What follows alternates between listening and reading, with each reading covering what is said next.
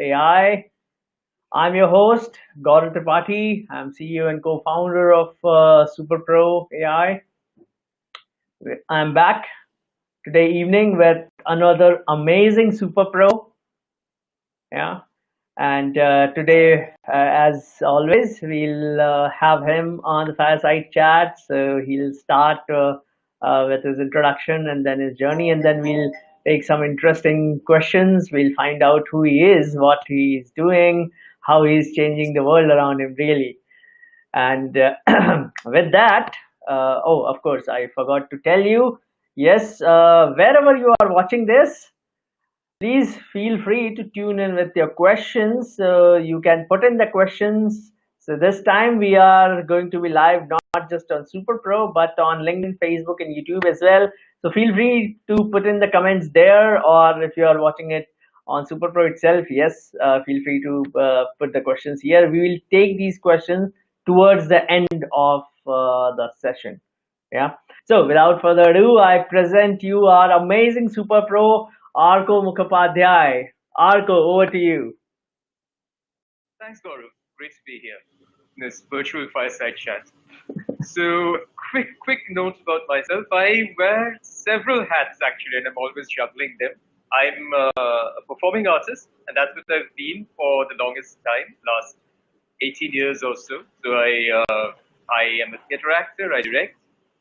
I have also been a martial arts practitioner for the last 12 years. So I practice Kalaripayattu, which is this indigenous martial art form from Kerala. Wow. And it is probably the oldest martial art form in the world. And I've also been a learning facilitator, consultant, and more recently a leadership presence coach for professionals from various walks of life, not only the corporate sphere, but different walks of life. So that's me in a nutshell, and then we'll find out more as we go along. Sure.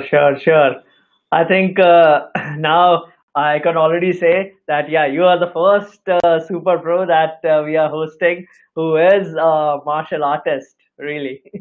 Yes. So, yeah. Of course, just to tell the audience, yes, Arko has been with us for quite some time. We have interacted. We have even experienced his session. So yes, I can vouch for it when he says, yeah, what he's been doing. So of course, we'll come to know how all these different pieces connect together. So let's get started. So Arko, how did it start? Give us a bit of a background on your journey. First, as a professional itself, your personal life a bit, and then we'll come to it. Sure. So starts about 18, 19 years ago. So I was doing my engineering in Bangalore. And then I dropped out before it was cool to drop out of engineering. When I did that, I had to face a lot of difficulty for that. Anyhow, and so around that time, I mean, I initially spent some time. I'm talking about 2001, 2002, around that time. Oh. Spent some time working in the contact center industry, which was so-called sunrise industry in Bangalore, especially back then. Spent like just a couple of months on the floor, and then I figured that I could quite literally talk my way into training, which is what I did. So I became like a voice and accent trainer, and all the different kinds of communications and so on. Interesting. At the same time, theatre was something that I'd even done as a kid growing up in Calcutta. So I grew up in Calcutta, finished my schooling here. I'm back here now for the last few years, and then went down to Bangalore. So theatre was already there. I never just thought about it as something that was going to become so central. So around the time that I dropped out of college, I was just sort of slightly directionless in the contact center industry and all that, and I just got. Hey, sorry, Arko, hold that thought. So, I want to know more about what really made you drop out and that transition. What was really going on? What you could see? honest answer would be I just didn't feel compatible enough. I felt a bit of a square peg in a round hole. Wow.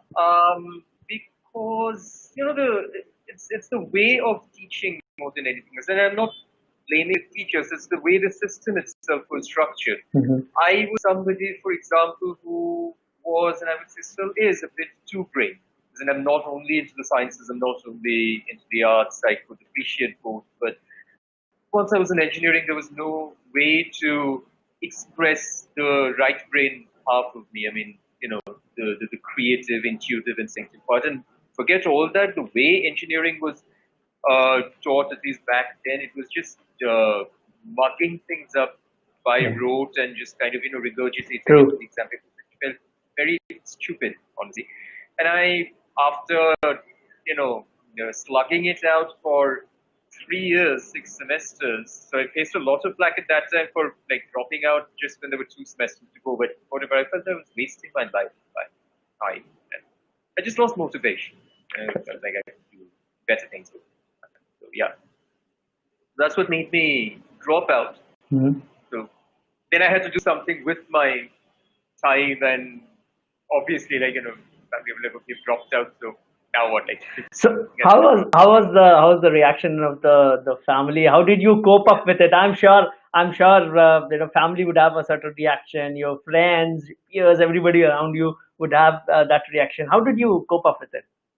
So, obviously, parents were not thrilled about it. There were like a few major blowouts and stuff. Yes. The thing is, even before that, even while I was in school, I was, not like your very usual studious kind of person. So, they knew that I kind of follow my own rhythms. And they were obviously not at all happy about it.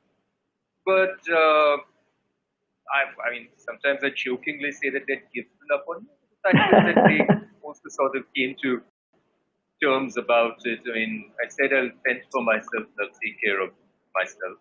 So I got working and I was kind of doing okay pretty soon. Yeah. It took time, of course. So I'm saying that initially there was some major blows, but after that, not much of that. But it took one time, about 2-3 years, for them to really come to terms with the fact that I really wasn't going to go back and that I'd given up on that. Friends also knew that I was a bit of an eccentric, so they're like, "You've done what now?" Oh God! And then they also, well, your life, whatever you want to do, if you feel that's the right decision, that's the right decision. Wow, cool. So now I'll come to that part. So you said, of course, you felt slightly rudderless, directionless. So then what did you do? So it wasn't like some, these like self-help stories that you miraculously find direction. No, it's been So there was no eureka moment. no, there were no eureka moments. Even when, so as I told you, I dropped out. I was working in the contact center industry, training people and all that, just to keep myself going. And then some connections, one thing led to another, and I got into amateur English kids in Bangalore. Even after I did that, it wasn't an immediate aha kind of thing that this is what I really want to do for the rest of my life. Nothing of that. So I was enjoying it. I liked it. I felt that I could be good at it and so on and so forth. I still wasn't entirely sure that that is exactly what I was going to do, but it took about a year or so, and I'd done a few plays. And then I kind of figured that that is what I really wanted to do. To the extent that after some more time, so I'm talking about like really getting into theatre and all that, that was in around 2002, 2003. By the time it was 3 more years, I still persisted in being a freelance trainer and everything, and I was kind of working with some large training organizations. But by around 2005, that's 2 years ago. Sorry, Arko, I'm again interrupting. Yeah. So Sure. how did even this training part therein came in? Like how come you landed up there itself? Was it like because training again, it's not something that anybody can get started with, right? When you're training others, so how did you even realize that you could do that? Background to qualification, I was a kid effectively. Yeah. Every other person that I was working with, I remember like at least several years older when I first started. Many of the people I was training were much older. So this is the thing that I always had a healthy dose of confidence, or you might even call it overconfidence. So after I was on the floor for about 3 months, and so of course I had to go through a training process myself. I realized that it was very basic and something that I could already do. So even though like theatre I hadn't done till then, but when I was in school, I was very heavily into debates and elocution and stuff like that. And Kolkata's, so we even call it elocutions, like a quaint colonial term. Anyway, so the thing of communicating, being expressive, being on a zero stage fear, and which kind of helped in that industry as well. So I figured I kind of already had a lot of gift of the gab, essentially, something that I already had in abundance. And then one needed like very basic technical knowledge in terms of teaching people voice and accent and all that. I just got myself a couple of books, taught myself the basics of phonetics, and just went into a couple of organizations and said I want to interview. This one big place, first 2 times they just turned me away. Like, no, I mean, like, what? No, go away. And then I persisted, and then by the third and fourth time, they were like, okay, come and take a trial class, and all the trainers were there and all that. Like, okay, yeah. Okay, fine, you're on board. So that's how it essentially happened. As I said, literally talked my way. That's all, nothing else.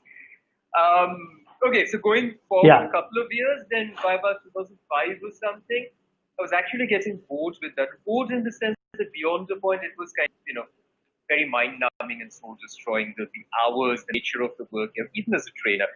And I was already doing theatre. So the flipping point came when I was rehearsing for a play, which would be early evenings. And at the same time, I was running this long ongoing project for what was at that time a major BPO, major player. And that entire training process used to happen throughout the night, 10 p.m. to 6 p.m. And for 2005, I would say that, it was like very generous compensation and all that. But about 2.5 months into that, I got up and realized that my whole rhythm had become so unhealthy in terms of food habits or just the general rhythm of working from 10 to 6, coming back and sleeping like dead till 12, 1, whatever, getting up, eating junk, and then just trying to rehearse and be this creative person, and I'd be dead in rehearsals most of the time. So I finished that process, and I stopped. Whereas, again, I jokingly like to say that I sort of became professionally unemployed. As a theatre actor, you're mostly that. And from that point of time, it's been like a very interesting journey. So, of course, like most theatre actors, I try to sustain myself through workshops and stuff. And that's when I also started working with children, because very honestly, initially, that was just an easy way of making money. I mean, there was always a demand for it. So it was very cynical. I was like, yeah, earn. I also very quickly discovered that it was something I deeply enjoyed. And somehow kids also sort of really liked working with me. So from the cynical space, it became very, very important to me. I even taught theatre in a leading Bangalore school for a couple of years. But before and after that, even to this day, although most of the work I do is with adults and, senior people in corporates and all that, I continue to work with children from all sections of society. A lot of the work that I do, I usually don't really speak about. This is with children from either fairly remote rural places, government schools or NGOs, etc., or urban disadvantaged backgrounds. Also work with children and young people within the autism spectrum, etc. And all of that work is non-professional. Something kind of makes me feel that I'm sort of justifying my existence in a way. So that has continued. And then slowly I started working. I did some amount of corporate training even then, through theatre, etc. Completely veered away from that world for 10 long years. Almost 10, 2007 to 2017, I was on a very different trip. Like a really weird trip in terms of that's when I was traveling throughout the country and Interesting. meeting up with mainly with different traditional artists and encountering different mystical traditions like the Qawwals from the Nizamuddin Dargah. They also lived in Delhi for 2 years actually, 2011. Mm-hmm. The Bauls and Fakirs from my native Bengal and Kabir singers from Malwa and so on and so forth. Traveled in the northeast and encountered traditional performance there and trying to understand that dimension, the sacred, so to say, and how that related to theatre or life in general, trying to bring that into my own work that I was doing. There's no contact with the corporate world at this point in time, but occasionally schools, yes, teachers, children, always. And then as I continued to function as an artist and grew in that capacity, started taking my work abroad also to various corners of the world. And along with this, in parallel, from 2008, my journey with Kalari started. I was introduced to Kalari as an actor.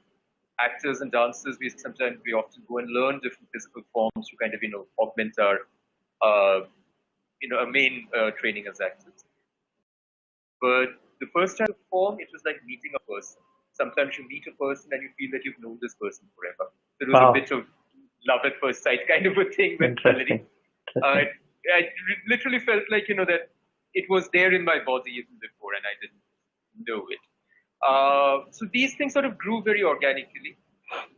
So nothing was overnight in that sense for me. It was sort of like slowly coming to a realization. Hold that. So when you first encountered Kalari,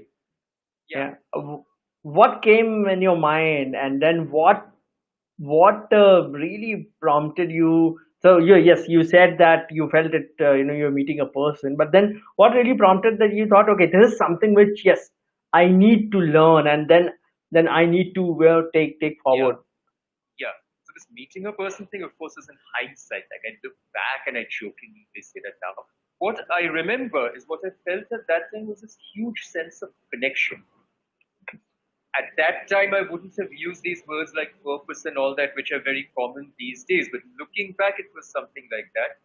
I felt a sense of, connection more than anything else, a sense of intensity, something that really gave me a lot of joy, even though it's a very difficult form. It's, you put your body through a lot of rigor, a lot of pain at times. It's definitely challenging. But that challenge gave me a sense of joy, accomplishment, whatever. So this connection or resonance, call it whatever, and that was huge. That was really huge. So that is what I felt, and that's why I felt that I really wanted to persist. And I mean, I've had breaks, especially in the initial years and all that, but I've always gone back to it, and I've persisted. Again, it's been a slow growth. Started in Bangalore with one teacher. She moved to Delhi, continued, lucky enough to find another teacher. Like if you're really committed to something, you find ways and the right guides and all that. So found that there was somebody in Delhi, and this is way back in 2009-10. I was living in the extreme south of Delhi, near Vasant Vihar, Arka, that side. And this person lived in Mayur Vihar Phase 3, which for those who do not know, Delhi is like, that's Uttar Pradesh, first of all. That's not even Delhi. And this is way before the present explosion of metro lines and all that. Long story short, I used to get up at 4 o'clock in the morning, be out of the house by 4:45 or 5, catch a bus from Vasant Vihar, and even at that time of the morning, it would take 2.5 hours one way to reach up to a certain point, another half an hour of those auto rides and all up to my Guruji's place. Then 2-3 hours of Kalari, and again a 3-hour ride back to Delhi traffic. So did that for about a year and a half or two, as long as I was there in Delhi. Then I shifted to Kolkata for family reasons. Found my present teacher in 2014. He's in Trivandrum, so that's when I went to the source, went to Kerala and started staying there in the Kalari in a very traditional, not traditional in terms of being restrictive or something, but in terms of being a very simple way of, very sparse, simple way of living. Very Gurukul-like, minus all the strictness. It's a very liberal place because people come from all over the world, but a very Spartan kind of place. So staying there, learning, practicing in the April and May heat in Kerala and literally dying and all of that. I started teaching from around 2015, 2016 also. So I've been teaching in different contexts as fitness, adults, children. Also bringing it into my corporate training, so like even leadership training, I bring in elements of the philosophy and the values of Kalari. I bring it into my coaching when I coach people for presence. So yeah. So which has what has been in the last 4 years or so. So to quickly wrap up the journey until now. So what made you pick up a leadership training?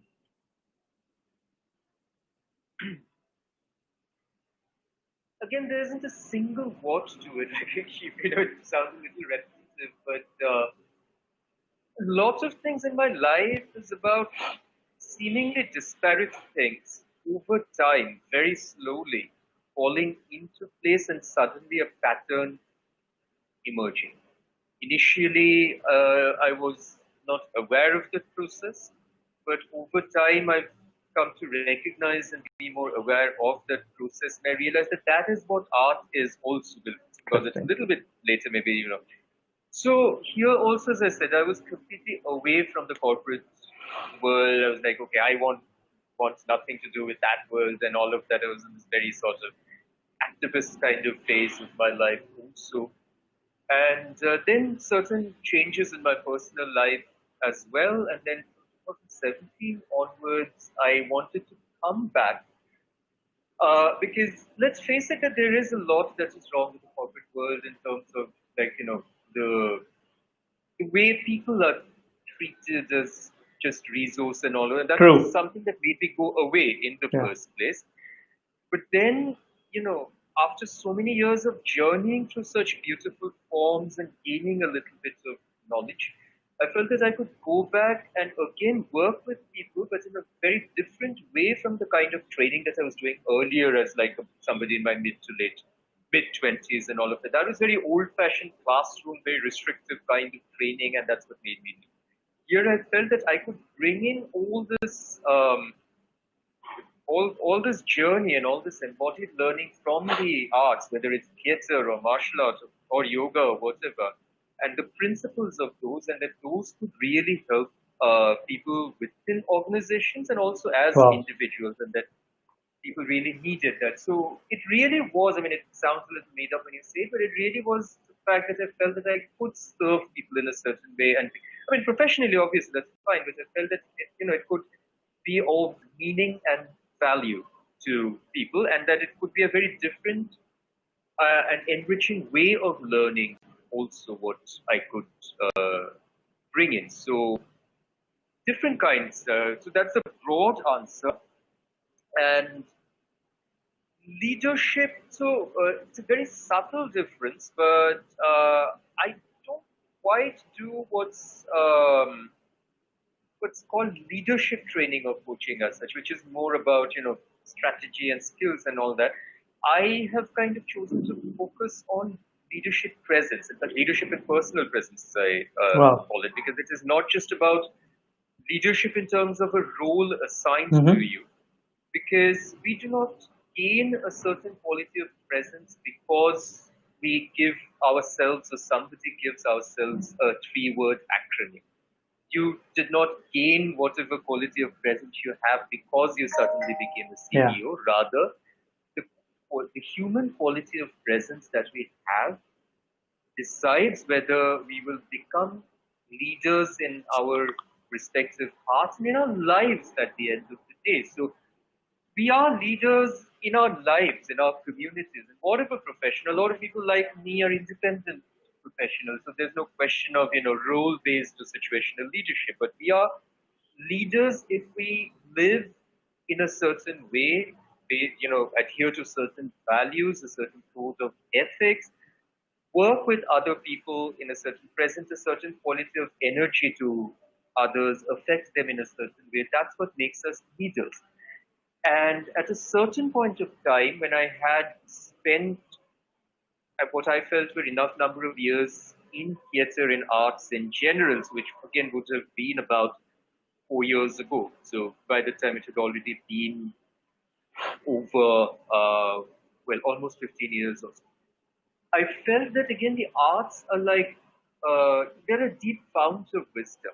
It's not just about entertainment or something. All arts are essentially ultimately they're like a search for truth, the truth of what it means to be a human being, what Very it means to interesting. live with, what it means. So, I mean, if that sounds abstract, let's take concrete examples. Let's think of a Carnatic classical singer or a Hindustani classical singer. So there are the intricacies of raga and tala and laya and all that.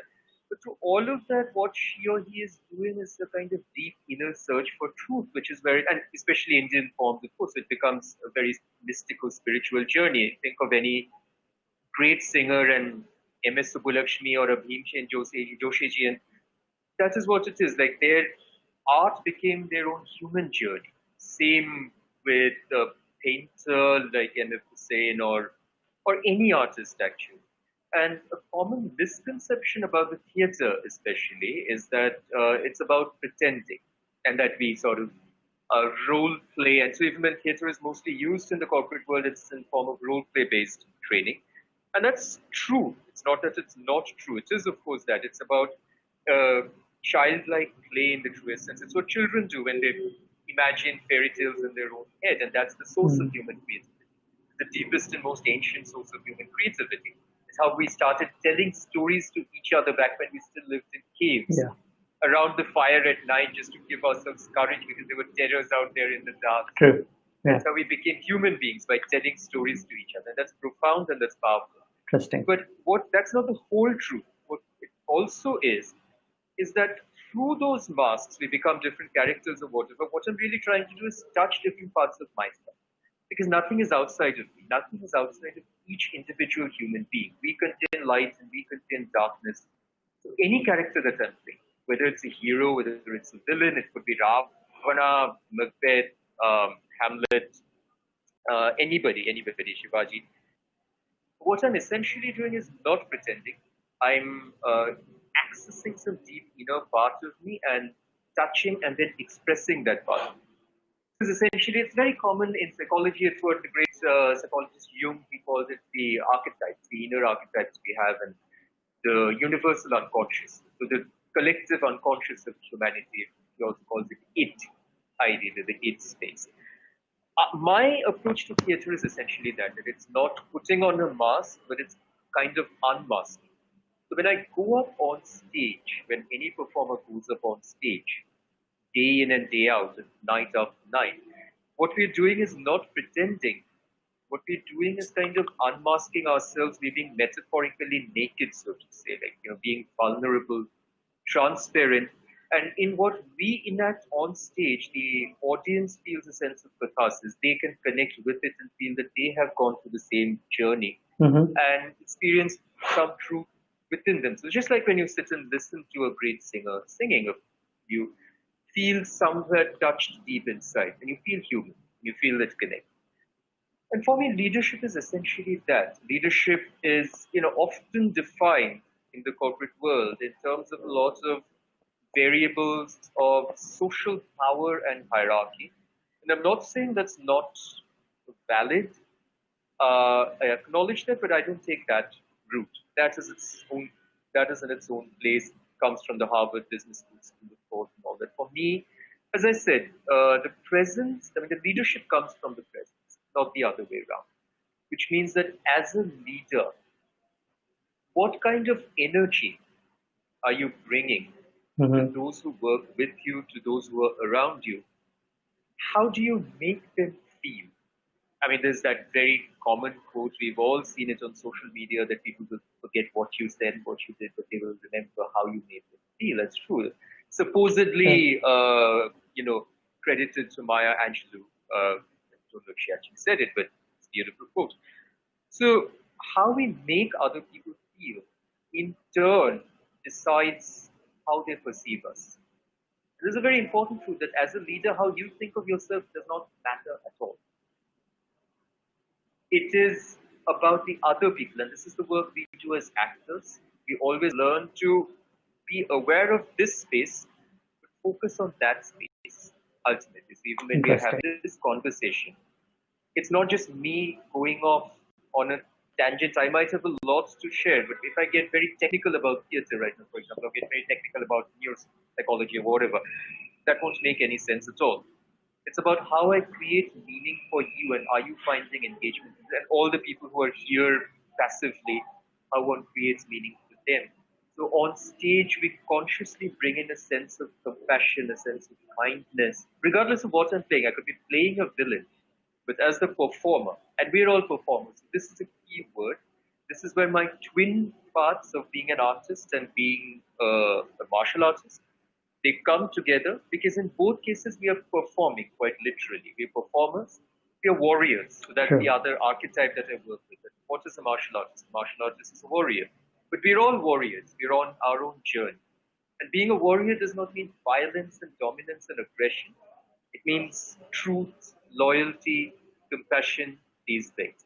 And so, how do I literally embody these values? Embody not in a metaphorical sense. So, if there is anything unique about the kind of training or coaching I do, it is time and again to bring the focus back to our bodies, which in our modern lives, we slave these screens. Now it's unavoidable, but even otherwise we're slaves to these screens. Yeah. And this, we get disconnected from the body. We get completely disconnected from the body. We only live here, which is why our attention spans. 100 years ago, people wrote and read 1,000-page novels.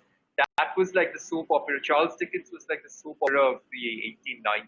Yeah. And now, 7 seconds, 15 seconds, 30 seconds maximum. That's the limit on Instagram and, all these. So that's it.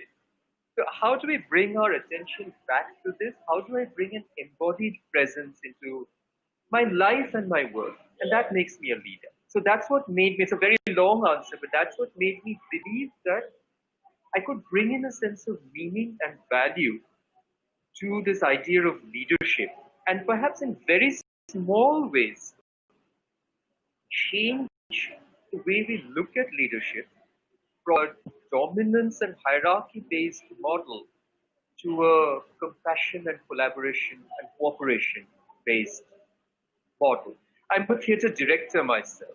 And when I first started as an actor, I learned a lot. I will acknowledge that. I learned a tremendous amount from directors who, however, were the typical old school, very aggressive, even abusive kind of director. And I don't blame them because that's what they experienced in turn. It was like fast.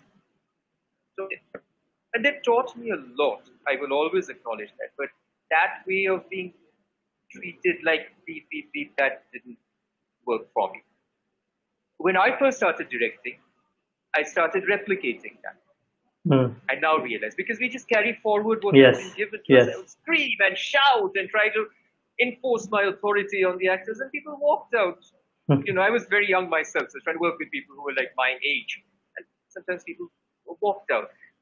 And then again, this wasn't an overnight aha, but over many years, I slowly realized that didn't work. Now, when I work after so many years, I can be very demanding, I can be very challenging, but I can't remember the last time I've raised my voice or been aggressive at somebody, either as a trainer or a coach. I might occasionally lose my patience. That's okay. We're all human. But me losing my patience is like, hey, come on, yeah, kind of a thing when I find somebody not focusing or whatever. But I have not felt the need to belittle somebody who was provisionally under my authority. That's always voluntarily given and consensually given. I mean, when I'm working with a few actors just for a couple of months, in other ways, this person may be somebody who earns 10 times what I do. So, it's just consensually given that I'm the director. And I've learned to look at this whole model not as something that's power-based, but as something that's cooperation-based, that together we are creating something. Just as you guys are creating something together, something that is actually of value and meaning to people like me, for example. What would it mean to take it to this approach that we are creating something together? Whoever is the person or the people notionally holding power, to voluntarily give up that power and to imagine that I'm just a steward, I'm just a custodian, I'm just holding this space. And this is what art has taught me. And so I believe that this is something I can bring into the organizational world, the educational world, to people. Interesting. Yeah. I think you spoke so much about the insights and how you have been using Kalari in your maybe I'm sure the audience would also want to know a bit more on Kalari. What exactly is it? So as you said, it's probably one of the oldest martial art form. But Yes. yes, what exactly is it? It is the oldest, it's arguably the oldest martial art form in the world. Hmm. From what is now the state of Kerala, but also, see, this goes back to a time when there's nothing called India. So the practice extended all the way from Mangalore to Kanyakumari, which was the ancient kingdom of the Chera kings. And the name Kerala comes from that dynasty. So it was the Chera country, as it was called. And the practice of Kalari also extended. Mythically, people believe that it was founded by the sage Pashrama, who is the mythical founder of Kerala also. So people in Kerala believe that he threw his axe, his Parshu, into the ocean and scooped out land all the way from Mangalore, which is in Sanskrit it's Mangalapuri, all the way to Kanyakumari, and that became Kerala, the Kera country. That's a story that you may choose to believe or not believe in. He's also supposedly the founder of Kalari, which he taught to the first 21 gurus, people who become the first 21 gurus. What is definitely historically true is that it's an incredibly ancient form. It's mentioned, at least in some way or the other, as early as the Tamil Sangam literature, Hmm. which is maybe a few centuries before Christ. It was used in warfare as early as the 6th or 7th centuries. There was like a long period, 100 plus years of war between these three great dynasties, the Cheras, the Cholas, and the Pandyas. And that's when it really came into prominence. This is already we're speaking about 1300 years ago. So, and by this time it was already ancient. It was like established form. It goes back to the Puranas. Something which has been practiced equally by men and women. That's a very, very important point to mention. There are like Interesting. semi-mythical female warriors who are still remembered in songs and legends and folklore in Kerala, especially in what's called North Malabar. That is, they have a whole art form of songs connected with Kalari called Vadakkan Padigal in Malayalam, northern songs quite literally. And these extol these legendary warriors. And the important thing to know is that most probably Kalari, we call it the mother of all martial arts. So, Interesting. in some form or the other, the Oriental forms, Kung Fu, then Taekwondo, then Karate, in some ways they have taken elements of Kalari and they've. How that happened is that again there was this semi-historical figure, definitely not altogether legendary, a semi-historical figure called Bodhidharma here in Kerala and actually called Damo in China, was actually a prince, but not the oldest. He was like the younger brother or something, so he wouldn't have become the king. And in those days, if you were not first in line of succession, you often became a monk. It was a Buddhist monk. You have to remember that in what is now South India, for 1,000 years, the dominant religion was not the Vedic religion. It was Buddhism and Jainism. These were the dominant religions until the 7th, 8th centuries, until Adi Shankara brought Hinduism back to the fore. So he became a Buddhist monk, a shamana. And then he traveled from a place which is somewhere close to modern day Chennai, which was an ancient harbor at that point in time, and went all the way up to China to the Shaolin temple, the Shaolin monastery, which at that time was just 40, 50 years old. So we're talking around the year 500, Wow. that long. And he reached there and found that the monks were both mentally and physically weak and lazy. They're physically weak, so they did not have the mental discipline to sit down for long stretches of meditation. So the legend goes that he taught them the basic 18 steps of Kalari, how it would have been in his time, definitely not what we practice now. And he also taught them the basics of meditation. So the meditation that he taught them, dhyana, over time became Chen in China and Zen in Japan. So the word Zen directly comes from the word dhyana and the philosophy of Zen Buddhism. And the elements of martial art that he taught to these monks would sow the seeds of Shaolin Kung. That's what we like to believe. This, and then, of course, over time, it has taken their own cultural influences and all of that. Quick skip forward to the 19th century, Kalari was being used as a form of guerrilla warfare against the British. So they completely banned the practice of Kalari, especially the weapons. They passed something called the Malabar Weapons Act in the 1820s. Oh. So they killed, or if not killed, they shot a lot of the old masters through the knees. Anybody seen carrying a weapon or caught with weapons would be shot through the knees so that they became cripples and could not teach anymore. And in the next 90 years, from the 1820s to roughly the 1920s or something, a lot of the ancient knowledge was lost. We'd say about half the old knowledge was totally lost. And then the form saw something revival from the 1930s onwards, but mainly as a form of physical culture. So back then, this was a full-on battle form. There were elite warriors who would fight. Quite often, when two tribes fought or two small kingdoms fought, instead of an all-out bloodbath, you choose two champions from either side. This is a particular community in Kerala called the Chekavas. And these guys were they were sort of committed to die for their kings and all that. They were sworn to death. So two champions would go up, and it would be a fight unto the death. Wow. It would go on until one person was killed. And then the other side would be declared the winners. There would be a peace treaty and all that.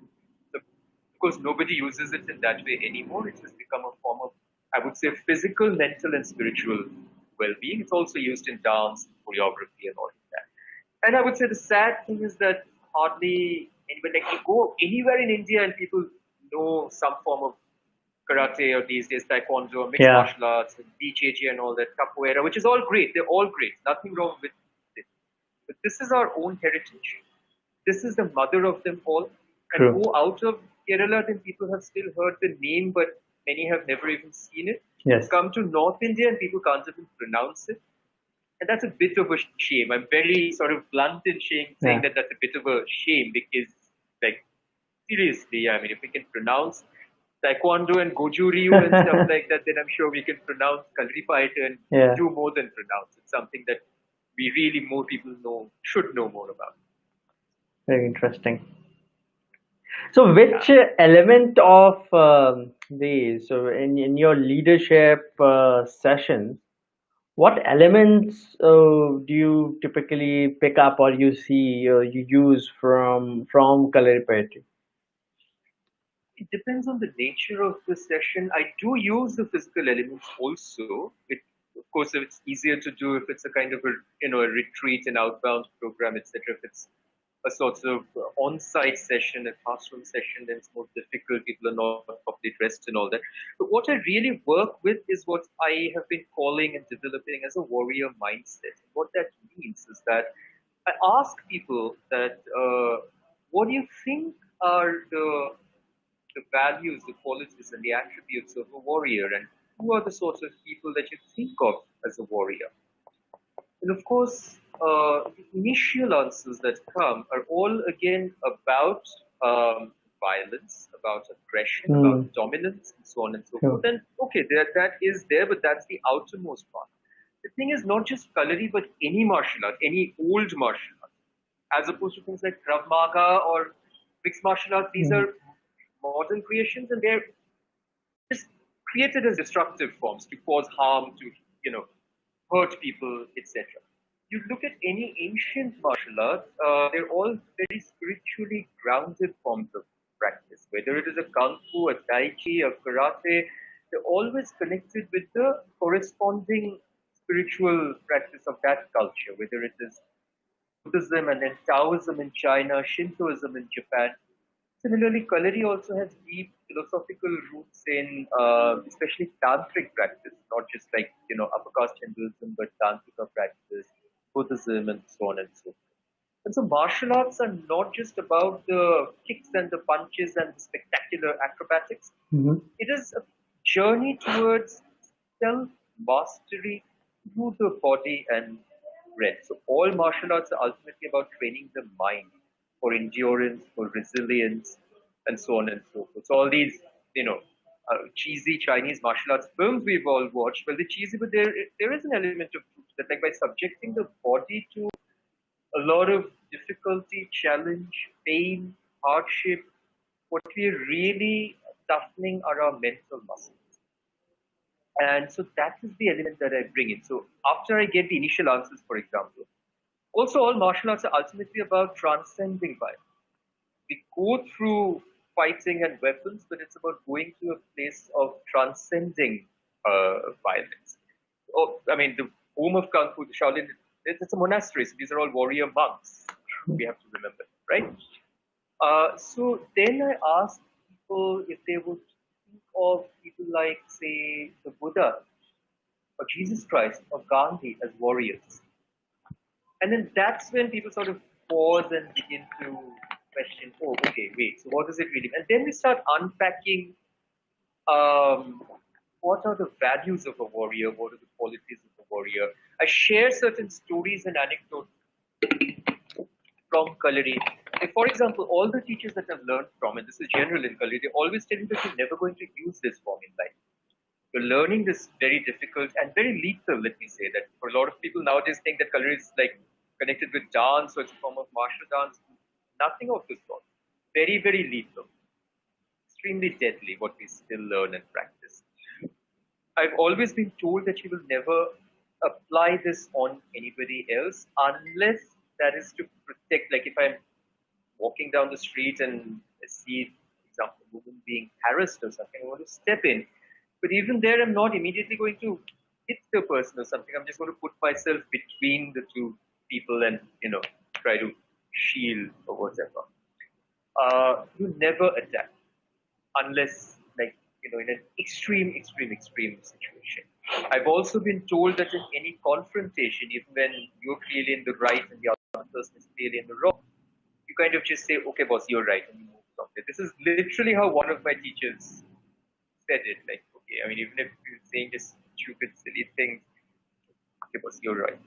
Go away from there. The other person still follows you and tries to provoke you, still try to get away. And then, I mean, here we're talking about a physical attack. You continue being attacked and you just defend, you just get away, you defend it. And it persists and persists.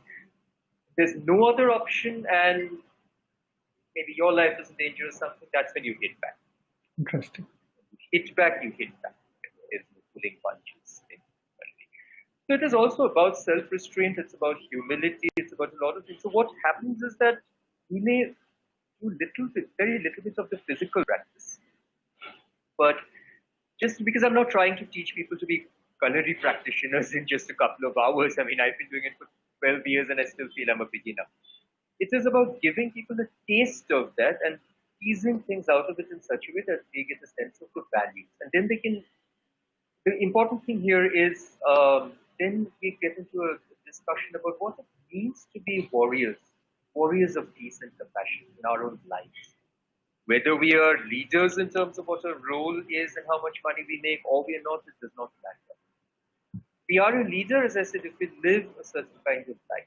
If I'm out there and if I speak up against injustice that needs to be, if I, live my life in a certain way. Got So it. that's what happens. That's what essentially happens.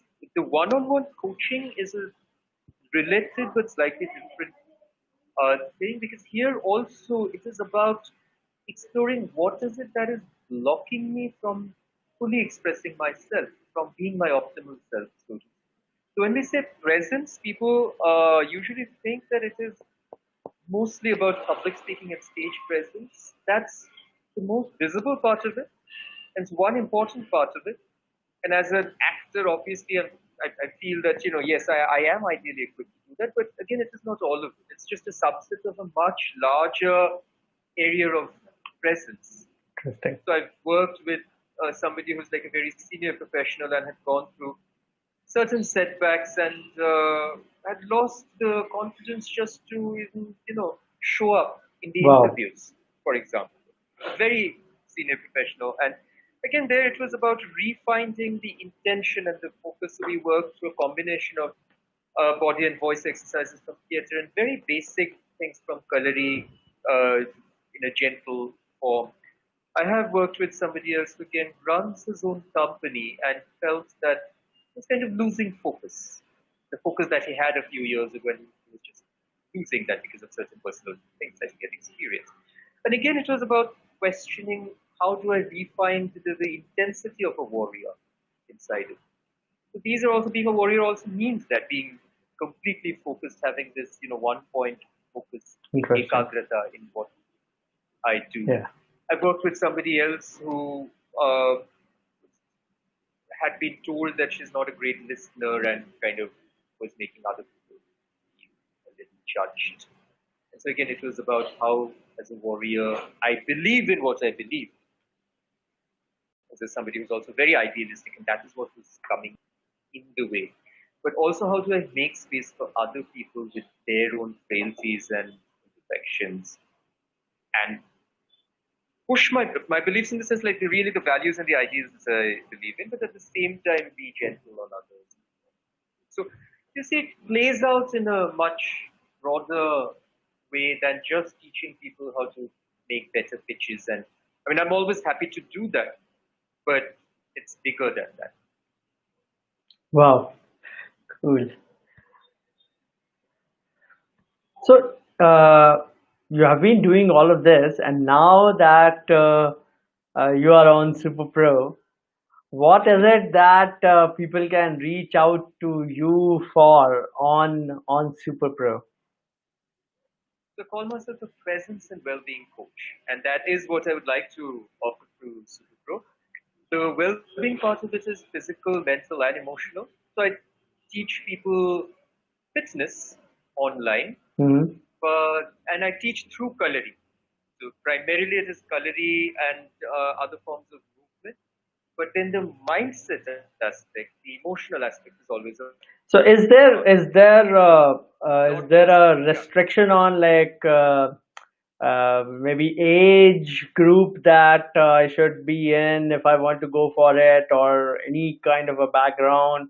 Is there anything who can really reach out to you for that? So I say that if you can walk, you can practice Kalari, Wow. regardless of whether you've ever done anything, regardless of what your body looks like, whether you're uh, thin, overweight, muscular, doesn't matter. In my live workshops, in my like offline workshops that I've taught in the last several years, in terms of age, it's been between 15 and 60. The youngest, I mean, I'm not talking about, I've taught children also. So actually, yeah, I mean, 10-year-olds to the oldest person who's walked into one of my workshops was in his early 60s. I've taught people of all fitness levels.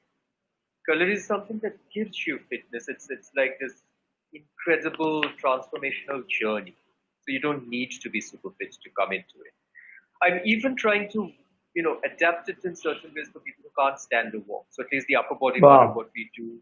So people who are on wheelchairs or something, that's been my like recent research, because it should be able to include people who are differently able as well, not only so-called normatively able people.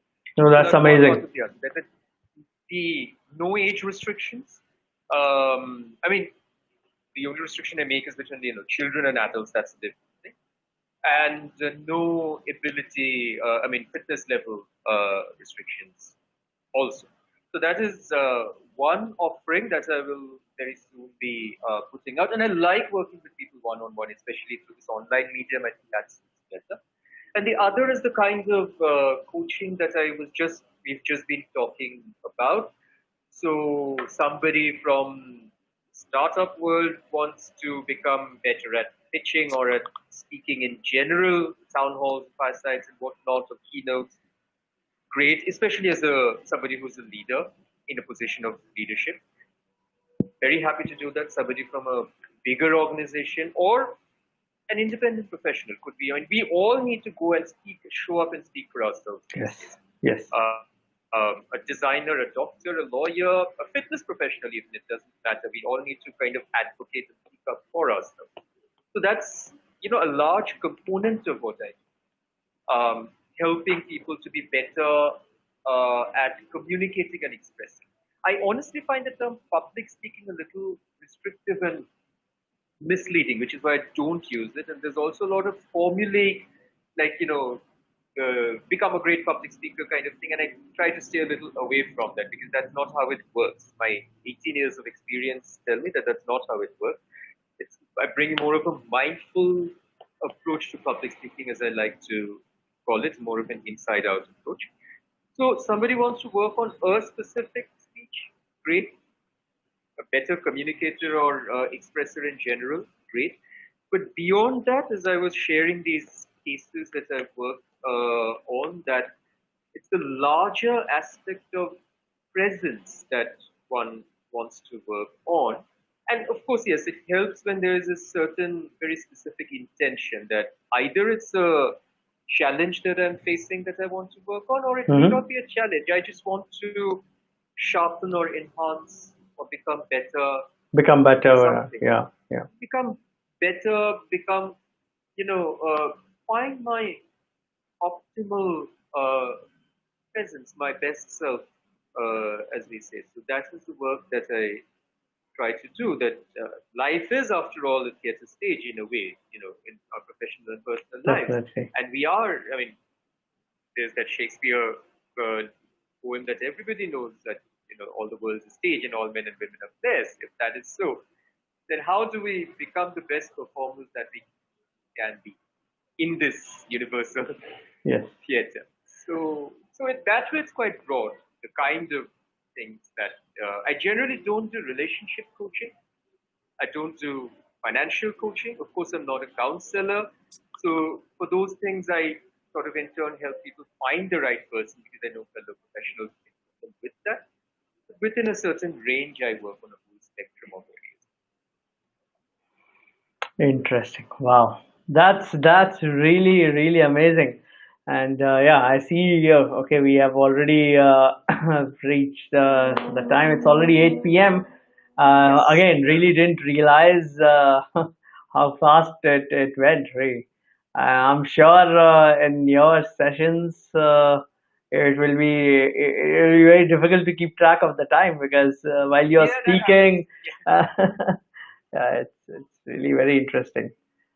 So so great. With that, I think I'll just check if there are any questions. Yeah, should we take a quick couple of questions? Yeah. Anybody has any? So I see the questions which were come. I've covered. One of the question was from the audience while who were registering. What is Kalaripayattu? I think I've covered that Yeah. already. One question was, can fitness activity or martial art help us overcome confidence issues? Yes, I yeah, absolutely. 100% yes, because yeah, we did kind of speak about it, but very yeah, quickly, let me say that sure. again and again, martial arts are really about coming to a space of a very high degree of mental focus, attention, concentration, awareness, these things, and being, finding my own inner stillness, being very deeply centered and grounded. And when these things happen, I am not swayed so easily by external forces. It's not brashness. You become more humble, but at the same time, yes, confidence also grows. So it has helped me personally grow as an actor, grow as a professional in all sorts of ways. So yes, martial arts definitely help us become more confident human beings, more courageous human beings. Interesting. Interesting. Wow. And so the last question, it's around um, what is better, content or delivery? Both matter. They're in each incomplete without the other. Content is first and foremost. I mean, you know, if what I'm saying kind of doesn't really have any value, then I may be able to influence and sway people in the short term if I'm like an effective seller, but it won't hold up in the long term, is my belief. At the same time, if the content is great, but I'm not really able to connect with people, because how I understand delivery is not about razzmatazz and being showy, the American school essentially. I'm not a very big fan of that. I again believe in being humble, but at the same time being courageous, being compassionate towards people whom you are delivering to, and really asking yourself, am I generating value for them? And how that happens. So that's what being a great storyteller, being a great communicator is about. Am I connecting? Am I telling a story? Am I creating meaning in this moment? So I don't necessarily have to have a certain style. I could be very quiet and soft spoken. I would like to imagine that that's how the Buddha was. But boy, was he successful in building an empire. It's been enduring for 2,500 True. years and will endure after all business empires that now exist are gone. So I think, that's what I look at in terms of like creating empires. Look at him, look at Jesus Christ, look at all these spiritual superheroes, so to say. Look at Gandhi. Gandhi didn't scream and shout. If you see his speeches, he was quite soft spoken. He just sort of softly spoken to the mic, but boy, was he effective. So can I touch the right places? That's what really matters. Cool. Great. That's all, Arko. The questions that we had got. I think with that, it's about time we can close today's session. I'm very sure those who were watching it live enjoyed it, learned a lot. I learned a lot, and for those who will be watching it, watching the recordings on YouTube and elsewhere, I'm sure you'll enjoy it.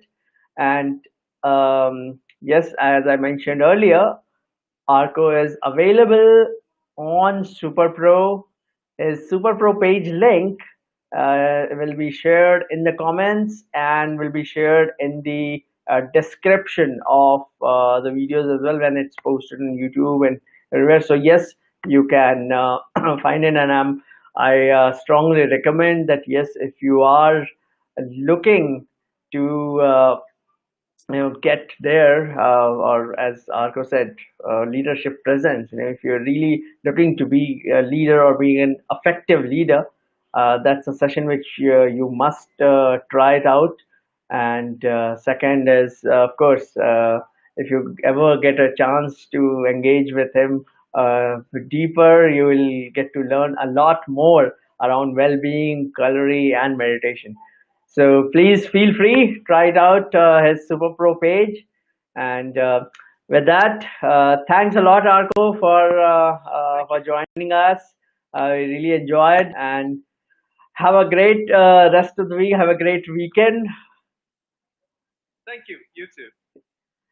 Okay, that's it, guys, for tonight. Thank you. Have a great weekend. Bye bye. See you tomorrow. Bye bye. Bye, everybody. Bye. Good night. Good night.